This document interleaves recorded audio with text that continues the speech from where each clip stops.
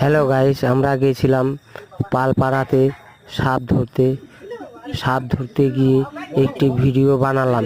ভিডিওটা কেমন লাগছে বন্ধুরা দেখো।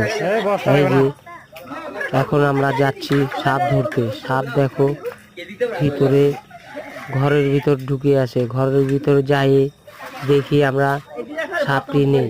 সাপটি কোথায় বা চলে গেছে। তারপরে আমরা খোঁজাখুঁজি করে বহুক্ষণ পরে 1 ঘন্টা পর দেখি পাইপের ভিতরে ঢুকে আছে। যে পাইপের ভিতরে ঢুকেছিল, পাইপের ভিতর থেকে বের করে বাইরে নিয়ে আসা হয়েছে।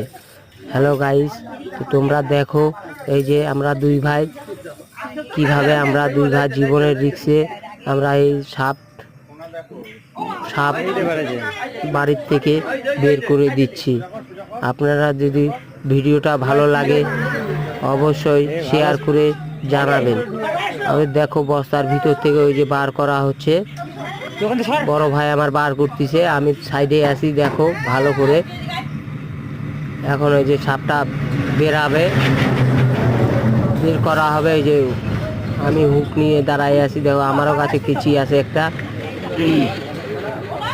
হ্যালো গাইস, দেখো এই যে বাড়াই গেছে। দেখো না হলেও সাপটা আমাদের থেকেও লম্বা, মনে করো 3.5 হাত 4 হাত। তার খেলি দেখলে মাথায় খারাপ। হ্যালো গাইস, দেখতে পাচ্ছ চোখ দিয়ে তোমরা। ভিডিওটা বানালাম, দেখো ভিডিওটা জীবনের রিস্কে বানানো হয়েছে। ভিডিওটা ভালো লাগলে অবশ্যই কমেন্টে লেখো জয় মা মনসা। অবশ্যই কমেন্টে লেখো জয় মা মনসা। দেখো আমরা এই সাপটা ধরে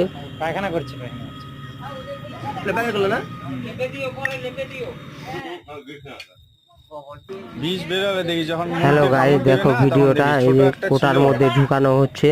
কোটা ঢুকবে না রাত করে। দেখো ভিডিওটা ভালো লাগলে অবশ্যই শেয়ার করে কমেন্ট করে জয় মা মনসা লিখে জানাবেন। দেখো ভিডিওটা না দেখলে বুঝতে পারবেন না। দেখো দেখো কত বড় সাপ ধরতে গিয়ে আমরা 3-4 জন হিপসে গিয়েছি। দুই ভাই যাই হাঁপসায় গেছি।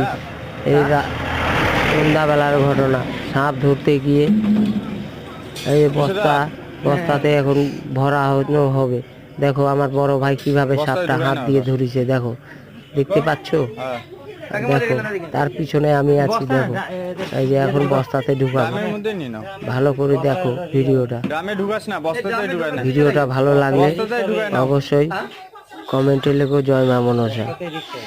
অবশ্যই কমেন্টে লেখো জয় মা মনসা। ভিডিওটা ভালো লাগলে।